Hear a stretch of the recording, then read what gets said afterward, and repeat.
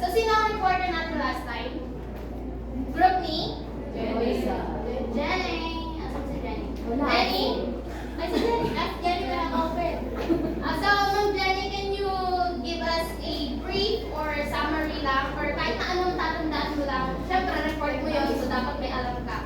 So, can you share it to us, please?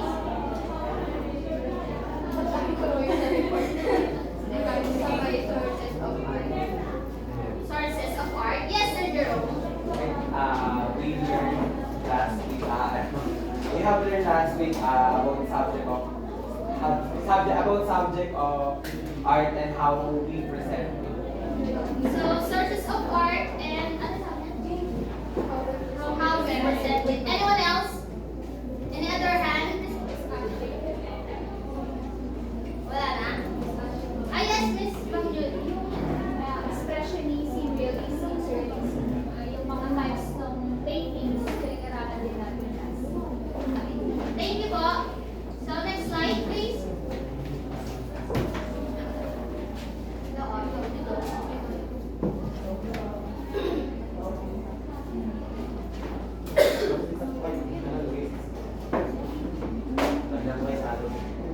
So, we have our short activity here. Para warm up lang ng very, very light. So, it is jumbled letters and anyone who can participate will receive a lifetime. Siyempre, participation is a must, right? Okay. First, jumbled letters. Yes, Miss Judy. Artisan. That's it.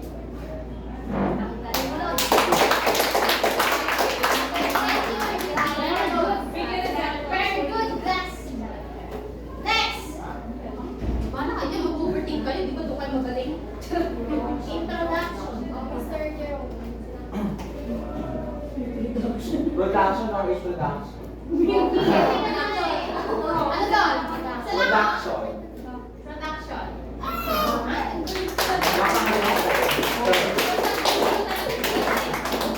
Next, jumbled letter.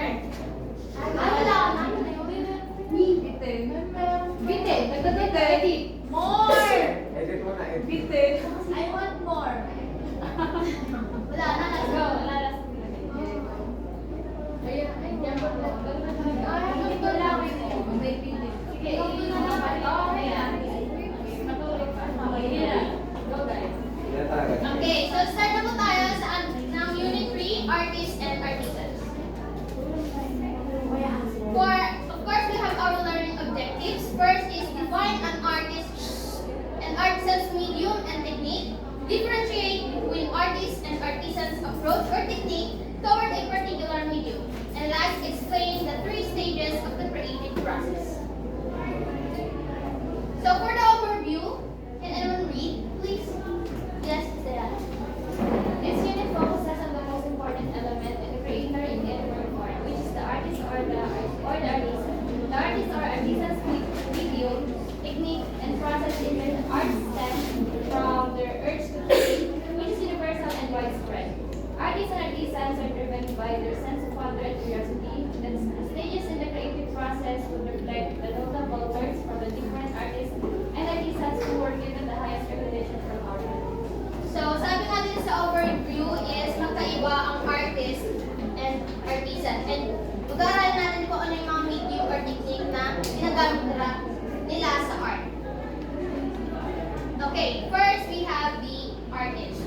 So, the word artist is derived from the French word artiste, which means one who cultivates one of defined art. So, itong French word na to is Asian times pa siya. Okay? So, sabi dyan, ang artiste ay isang tao na nag-cultivate ng one of the fine arts. So, what are the examples of our fine arts today? We have painting, drawing, photography, sculpture, and so on and so forth. Okay, ang highlight kasi dito is yung word na cultivate. So, kapag nag-cultivate ka ng land or craft, you prepare the land, right? Because you are planning to what? Plant a craft on it. So, ganoon lang din sa art. So, paano ba paano ka naman mag-cultivate kapag art ang pinag-usapan? Like for example, you have your blank canvas, you have your set of paint brushes, you have your set of colors, or regardless of the artistic paint, acrylic paint or whatever, and then you cultivate. You use your imagination and skills to create an art. Next.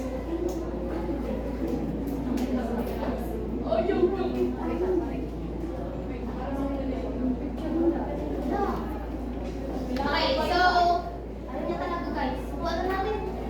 Artist. An artist is a person engaged in an activity related to creating art, practicing the arts. Ay, wala. Yun, wifi. Network. Malip ko yung kay Bernie. Oo nga. May bayad ka na wala. Again, an artist is a person engaged in an activity related to creating art, practicing the arts, or demonstrating an art. Okay?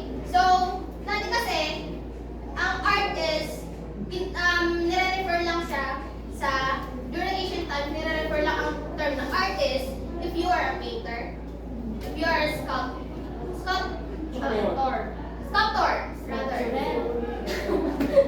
Sculptural, ay kanya. Sige, pagbigyan natin. Eh, today, sobrang broad na ng word na artist. Kasi marami din tayong artist na may tutunin. Ito nga lang sa class natin may artist.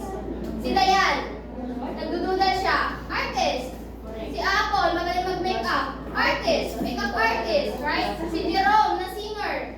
Artist din yan. Si Bernie, nag-gitara. Artist. Artist. Okay?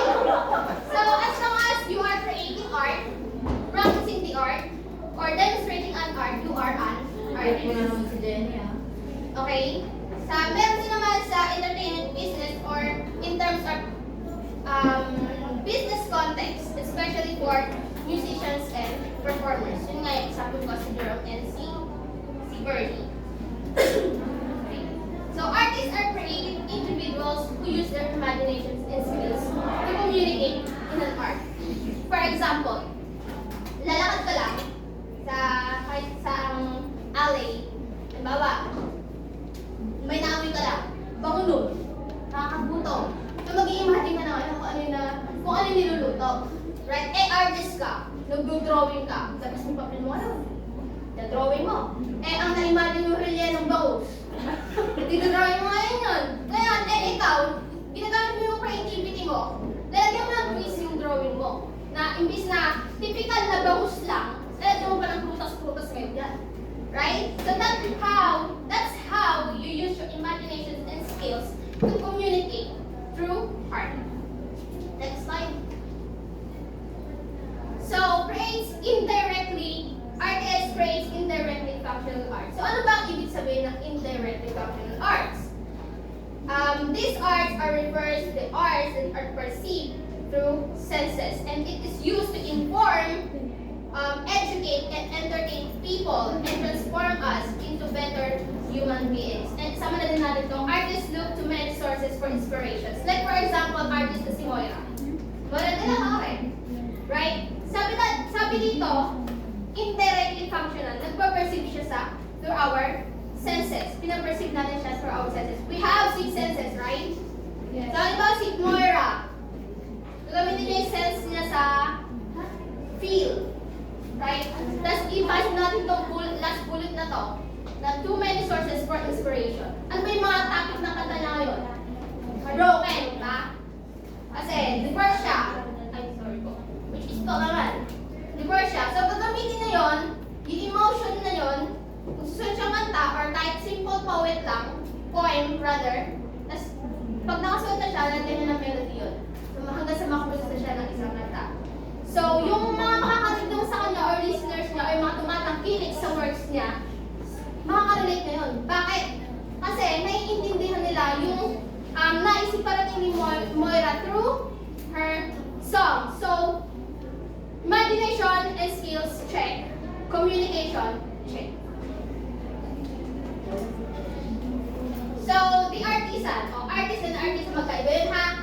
Ang artisan naman is a craftsman or someone that works with their hands to create unique, functional, and or decorative items such as carpenter. Di ba meron tayo civil technology? Last time, ano ang create natin through that specific field? We create wooden chair, wooden cabinet, which is nagamit sa red, right? Carver, or nag-engrave, plumber, o yung sa pipe, sa daan ng tubig, blacksmith, yung mga nagpapantay, weaver, embroiderer, etc. Sa madaling salita, ang mga artisans ay i-create nila yung mga bagay na kailangan natin sa araw-araw. Okay? Wag ma-confuse. Ang artist, ito lang ang keyword dyan, ang artist, they are creating indirectly functional. Indirectly. Ito naman sa artisans, we are creating a functional. Ginagamit natin sa araw-araw. Okay? So, the artisan's works are useful. Ito na nga, useful, relevant, and essential in our everyday life.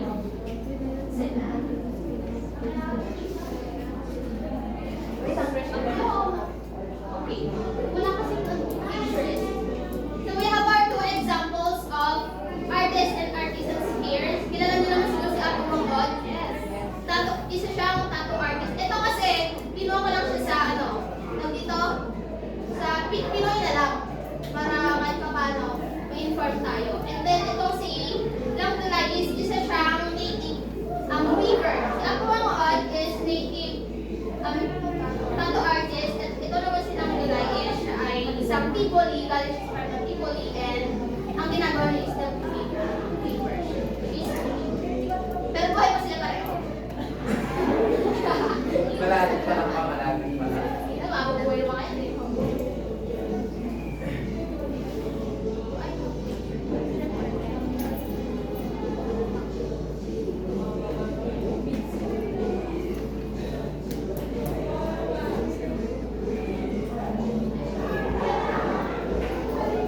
Ito si Apo Wangkod, yung tattoo artist. And then, ito naman si Lang Dulay. Siya ang artisan. Galing sa tribe na.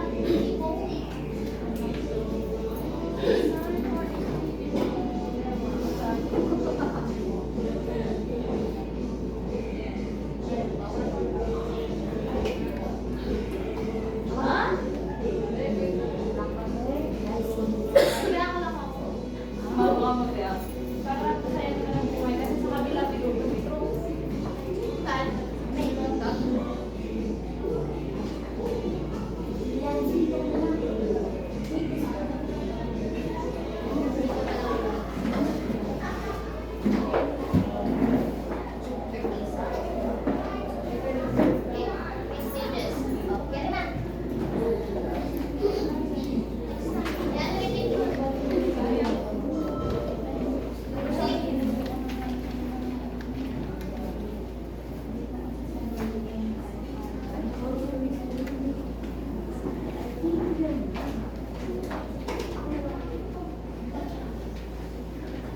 So as previously discussed about the artists and artisans, now we move on to the three stages of creative process. Number one is the germination. So will you please read the role?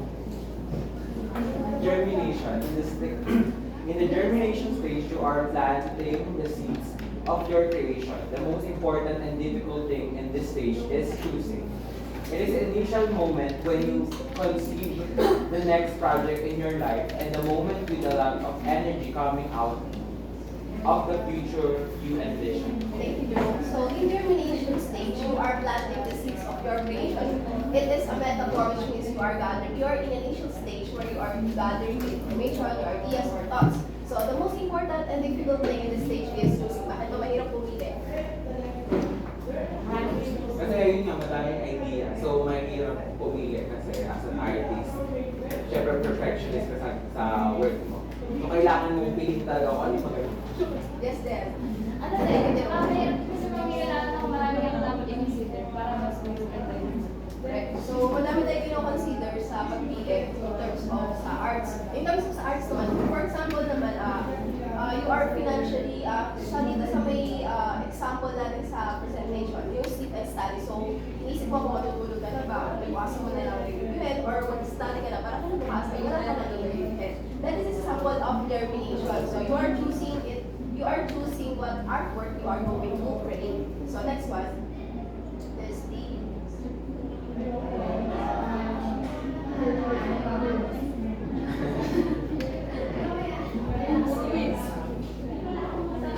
So in assimilation, this is a step, it's a really important creative process. It is where you take your idea you want to work on and make it your own. You think about it, come up with a plan, analyze it, and use all the resources you have to develop. So in the assimilation stage, you follow natural path, sometimes appear harmonious or well organized. So in assimilation, you are planning, you are analyzing, you are gathering all your resources. For example, you are an artist and you want to create a landscape regarding sa nature. So, ang gagawin mo, magkakamap ka ng mga sketch, magagawa ka ng sketch, gumawa ka ng pictures, or gagawa ka ng mga reference mo para gumawa ka ng artwork mo. So, that is how assimilation works in the creative process. So, next one is the completion. Will you please read that? Christine. Completion. It is a difficult time because your energy will be small and likely spurs with a new vision. Put a deadline to your project and do not get entangled in a small and never-ending business. Thank you, Christine. So, in completion, ito na yung kumbaga sa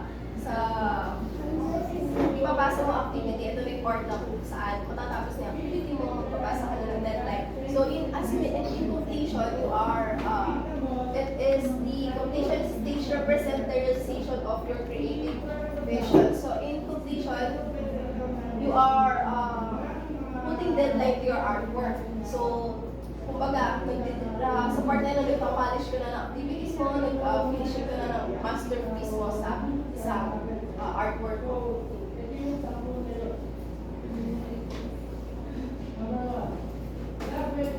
Now, let's move on to the production process. So, we have three production process. Pre-production, production, post-production. So, sa pre-production, can you please read Victoria? Pre-production pertains to the ideation process of the artist, may take time or be quick as likely. Sometimes simple the production stage may not necessarily be fully formulated and may be explored while doing the artwork. Lastly is may overlook the production steps of gathering and sourcing of material. So, pag sinabing pre-production, dalawa lang yan. Ideation, tsaka materials. Yung pre-production, ginagawa yan ng mga artists bago sila gumawa ng isang art. So, nag-brainstorming sila, naghahanap sila ng mga materials, nagka-come up sila sa mga iba't ibang idea, kung saan sila na-motivate. Yan lang kasi pre-production. So, yung pre-production pala, yung stage na yan, pwede siyang mag-overlap sa production mismo. Parang, pwede ka mag-pre-production habang nasa production stage ka. Kasi, ang production stage, minsan yung mga artists, gumagawa sila ng experiment. Halimbawa, nag-drawing sila, tapos hindi pa kung sa kanila yung dinodrawing nila, parang nag-experiment sila, tapos kung ano yung nabubuo nila, yun na yung artwork nila. So, yung mga materials, syempre, kung ano yung ginawa, kung ano yung nag-gather nila ng materials sa pre-production, magpapago sila pag meron naman silang naisip na idea. So, hindi siya, yan yung execution ng mga artwork. Parang dun na mismo gumagawa yung artist. Tapos na siya sa pag-brainstorming. Pero, nag-overlap pa din. So, sa post-production, includes allowing the artwork to set, tweaking the artwork, preparing the artwork for transport and display, and promotion and inclusion of the artwork in publications and discussions. So sa post-production, lahat naman tayo pag meron tayong achievement o meron tayong gagawang bagay na maganda, pinapost natin or pinapakita, sinishare natin sa iba, di ba? So sa post-production, ginagawa ng mga artists, yung iba, pinipicturean nila, pinapakita nila sa social media, yung iba, nilalagay nila sa mga art galleries, tapos yung iba naman, binibenta nila. So, yung post-production, yan na yung pagkatapos nilang gawin yung mga artwork nila. So, yung production process, hindi lang siya sa art nangyayari. Pero, pwede din siya sa pagkain, sa mga damit,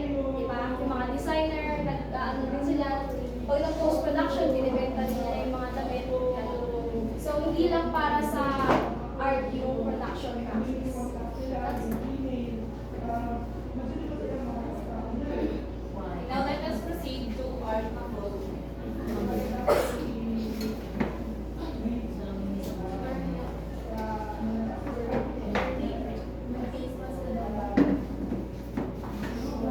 So artists and artist groups. So artist groups are social fellowships that are enable collaborations and exchange of knowledge, skills, and techniques. So si artist group, so there are times na nag-gather yung mga artists para mas to share their ideas, collaborating, and exchanging their skills, share their skills and techniques para doon sa mga nagbigay pa ng artist. So, syempre, para ma-enhance din yung skills ng isang artist na yun. So, there are times, so, meron ibang producers na sinusuportahan yung artist para mas gumaling ito at mas makilala ito ng mga public.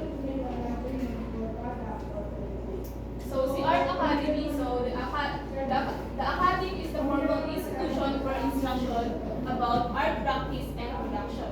So, example na lang nito is yung Royal College of Art ng London. So, ayan yung rank 1 university sa international. So, syempre, meron din yan dito sa Philippines. The first Academy of the Arts in the Philippines was the Academia de Cuba y Pintura, established by Damian Domingo. So, si Academia de Cuba y Pintura in English, Academy of Drawing and Painting. So, ito yung first art school ng Philippines during 19th century. So, ayan, ginawa siya kay Damian Domingo. So dito yung art school na to, dito mas nakakapag-focus yung mga artists at para mas ma-enhance nila yung skills at mas makapag-focus sila sa ginagawa nila. So art writer, art historians, and art critics. Art historians and art critics write about art. The main aim of the art historians is to contextualize artworks in their place and time in history. So si art writers, so there are different forms of art writers such as novels, books, poetry, and si art historians naman, sila yung nag-aaral ng art, ng history ng art. So si art critics, they are criticizing the art and also to help the public to appreciate the art.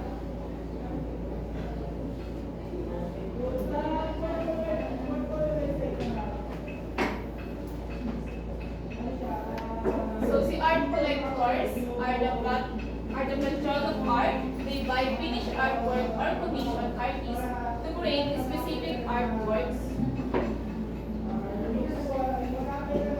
for their desired purposes. So, may mga collectors na, so itong si art collectors, so they are the patrons. So, meaning to say, so, so they are buying the finished artworks for commission sa artist. So, dito, hinahire nila yung artist para mas magawa ng artist na yun yung desired na art na gusto ng isang collectors. So let's proceed in arts institutions. Focus on the development or preservation of art. They may be private organizations or government-mandated organizations. They can be housed in the academy or in art museums or galleries. So yung art institutions, dito yung lugar kung saan yung mga artists pwedeng mag-training na kung saan lilibot sila sa isang museum na kung saan makakuha sila ng isang idea kung paano itong mapapalawak yung pagiging artist nila. And then next we have arts museum and galleries. Common platform for the exhibition of arts. They house important artwork and artifacts. So, art museum and galleries, common naman sa atin na alam nyo to, di ba? Ito yung mga kung saan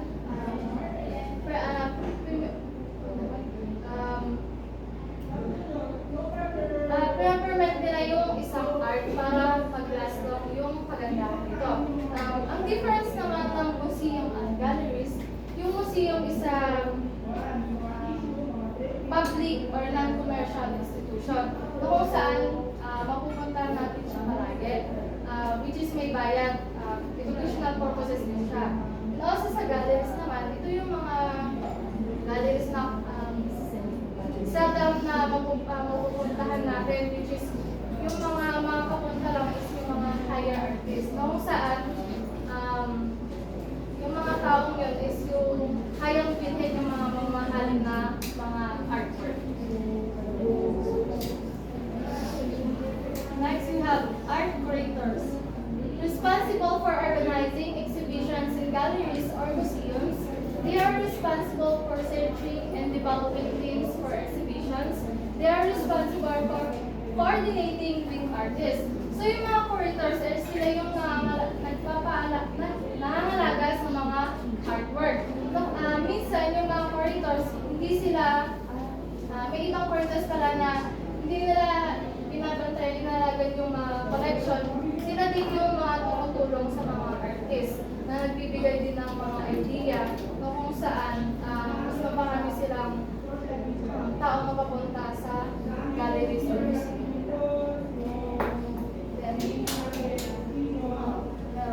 And the public. The public is the general audience of the art world.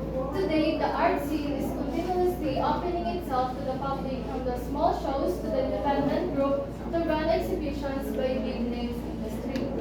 So, the public naman, ito yung mga artwork na nasa labas na. For example, yung may halimbawa ko yung Monument Rizal na nasa Luneta Park. Yun ay isang piece of artwork. Also, yung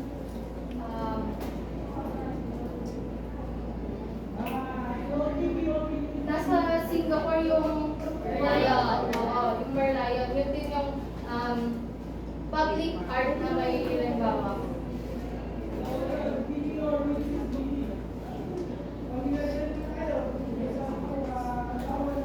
So for to end our presentation, Creativity Takes Courage by Henry Matisse. So that is our quote for today.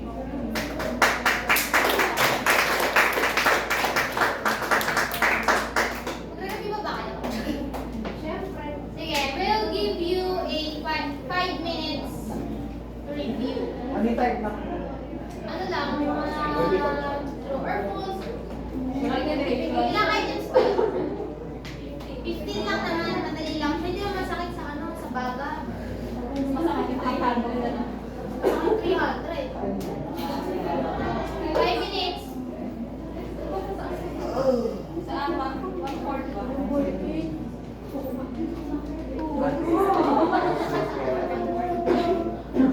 O sige, kasya na yun sa 1/4, 15 items.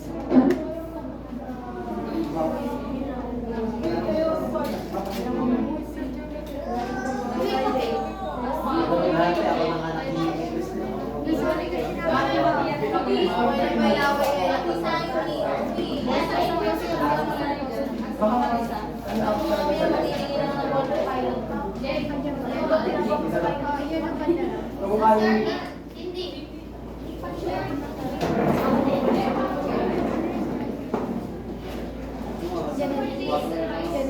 Ganda. Next week.